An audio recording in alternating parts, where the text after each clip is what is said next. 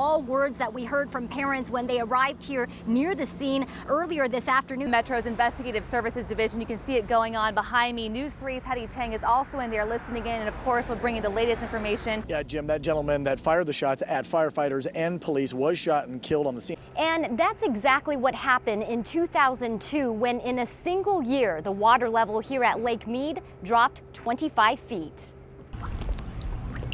Several years ago, people used to be able to fish off this dock. Well, look where the water is now.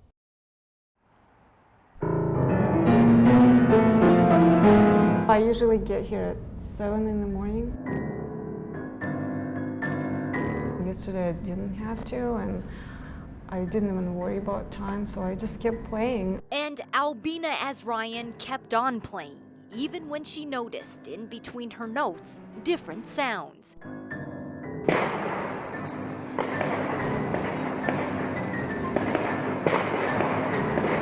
I was thinking, is this possible, that gunshot?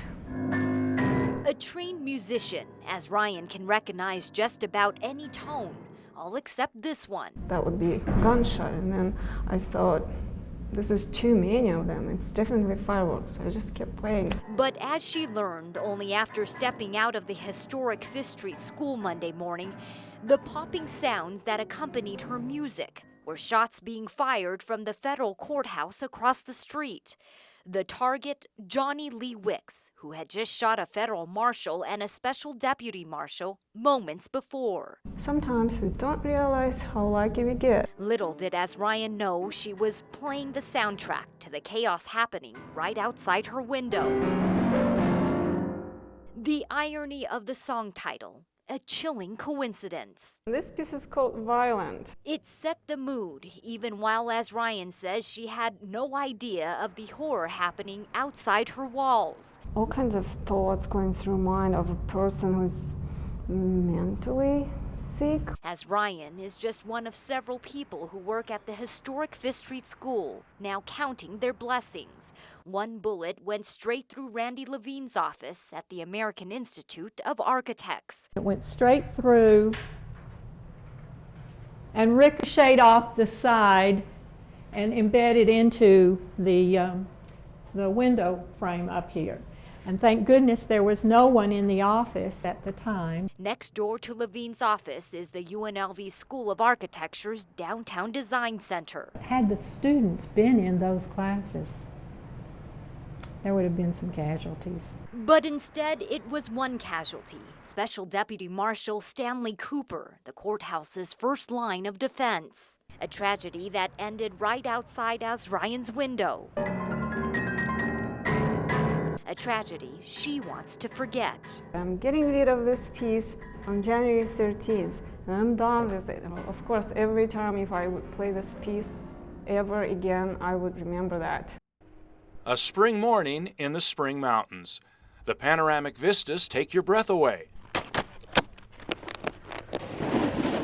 So does a brisk run down the slopes at the Las Vegas Ski and Snowboard Resort. Beautiful day in paradise. We are 100% open. We've been 100% open since early December. Craig Baldwin manages the ski area, which is looking at a record 165-day season this winter. In my 20-plus years of being involved in the ski resort here, that's the longest season that I can recall, and I believe it's one for the record books. So we're real happy.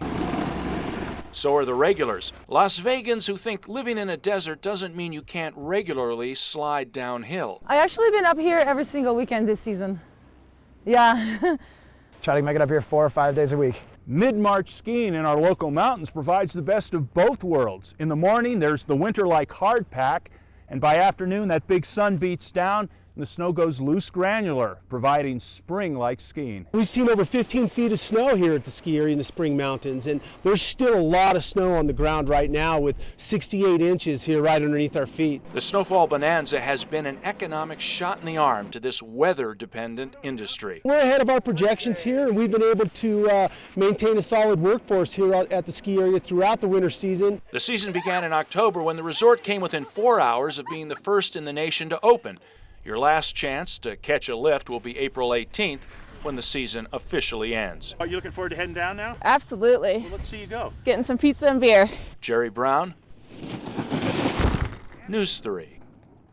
We knew if we was coming to Vegas that we had to drop in here and see it, you know. It's a Wednesday morning and the line is starting to form behind the velvet rope. A lot more tourists. No trendy club or can't-miss restaurant here. This is all about business. Never had to wait in line to pawn something, so must be a good pawn store. A shop visitors know all about, thanks to the History Channel and the reality show Pawn Stars. I think I have a cot in the back I sleep on. We never had no idea the show would have been this big. Don't expect any other big things out of me because I'll probably die in this store. Corey and Rick Harrison are two of the main characters.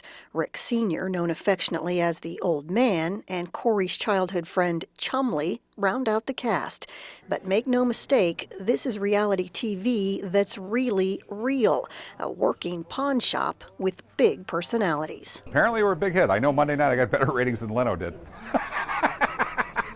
And here's why. Where else would you find a Grammy, Olympic medals, a Picasso, and a 1490 samurai sword all in one place? I bought it off a really old guy. He took it off a dead soldier in World War II and brought it back. It's a history lesson fans can't get enough of. There was a marathon on here a couple of weeks ago, and I sat there for hours watching it. The shop has been in this location for 22 years, but once the show hit the air, the customer base went from about 70 people a day to well over 1,000.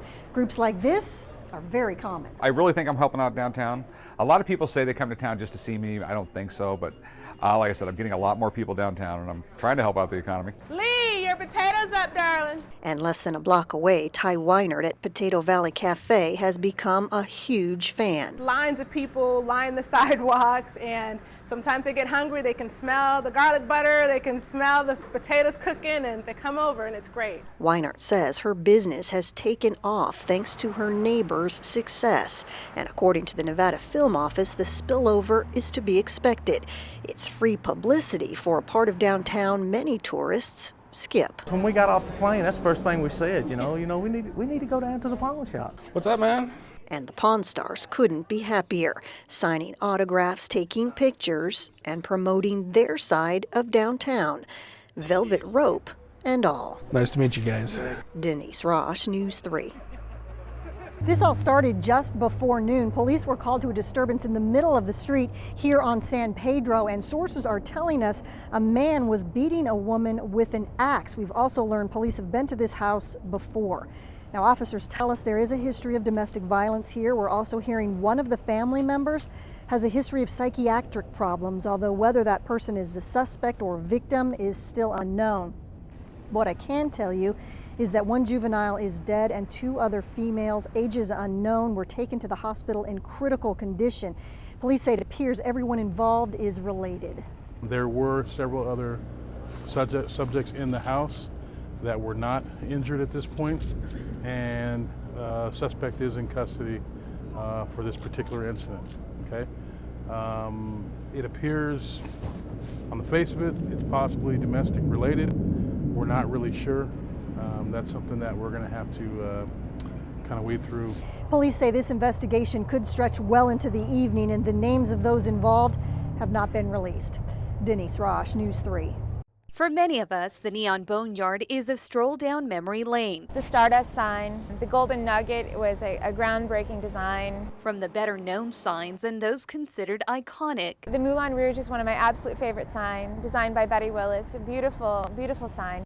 To lesser-known signs which will no doubt put a big smile on the face of any longtime local. That's the Coin Castle King. He's also a favorite. He's kind of our guardian, our little guardian in the corner. These are some of about 150 signs that make up the current Neon Boneyard. But for the next 4 weeks, the signs will be carefully moved, some just a few feet away to the Cashman Center parking lot to make way for construction of the Neon Boneyard Park. Danielle Kelly with the Neon Museum tells us the Neon Boneyard, which is currently not open for general admission, attracts about 900 visitors a month.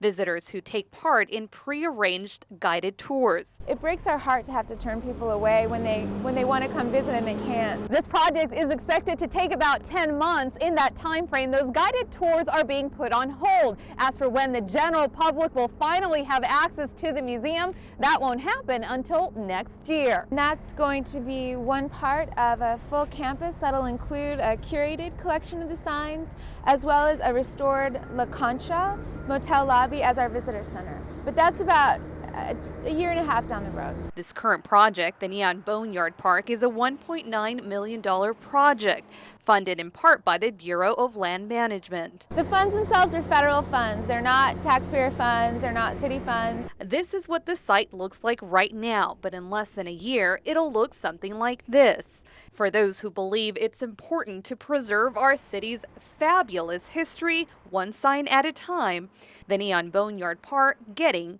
an A. Maria Silva, News 3. Let's go, let's go, let's go. I love the hitting, I love the contact. I just love it all. Aggressive, aggressive, aggressive. Boom, aggressive. There are some things you just expect on a high school football field. On sound, on sound. What? I know these are freshmen, and right away I tell them it's time to kind of let go of your mama's dress. A player's desire to learn and prove something to their teammates. It's not about how good you play, it's about how much effort you put into it. But here at Coronado High School in Henderson, it's the unexpected. I played my first season and I hated it. I didn't want to play, didn't like it, I got hit hard, I didn't know how to hit, didn't know how to do anything. That keeps things interesting. Then my dad, kept saying, don't give up, keep playing, keep playing. I promise you in the end it's going to be worth it. And he was so right. At 14 years old, Nick Paris now plays both offense and defense for the Cougars, a sport he came to love. And 2 years ago, also learned it's not always fair. One of the players, his cleats were torn, so the ref kicked him out of the game because his cleats weren't up to standard to play. Which is when Nick made a decision. It's called Cleats for Kids, his project to fix up donated or discarded cleats and give them back to local football leagues. The goal, make sure a family's finances don't keep players out of the game. Because I know there are kids out there that could possibly love the sport even more than I do, and I don't want them to feel left out if they can't afford it. And it doesn't take much to bring the cleats back, about 10 minutes of washing and simple repairs per shoe. Here's a before, here's an after. But it's the difference a project like this is making that is impossible to measure. When I heard about it, it was like, wow. Well, why didn't we think about this a long time ago? Hamlet McNeese is Nick's coach. He says while it's common for schools to hang on to old equipment, actually restoring the cleats is something else. And out on the field, That was really cool what he does. it has players thinking. That he just gives them a random pair of cleats. It could be like the next LT or something like that playing in the NFL.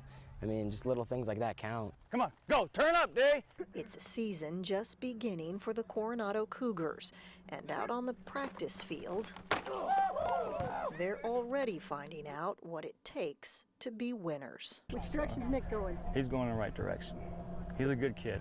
Denise Roche, News 3. What's the difference between a prairie dog and a chipmunk? Here's one, Adam. It's the experience Carol Ann Pollock was hoping for on her first trip to Red Rock Canyon. They're cute. Up close and personal with the best the desert has to offer. It's absolutely beautiful. But now a warning to visitors at the Overlook. Police say Sunday night this man tried to sexually assault a woman as she sat alone at a picnic bench.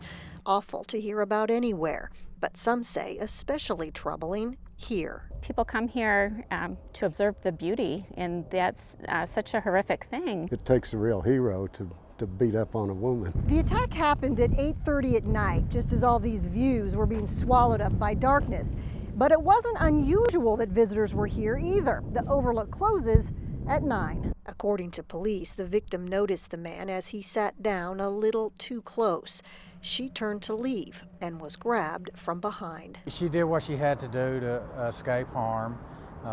She suffered some scrapes and bruises, but she was able to get to her car and notify authorities when she left the area. I'm amazed. I really would not have believed that would occur up here. Why is that? Generally, you think of it as fairly safe. Police say the man is Hispanic, 6 feet tall, 220 pounds, about 35 years old. A predator in one of Southern Nevada's most picturesque settings. Unfortunately, it's becoming so where no place is safe. Denise Roche, News 3.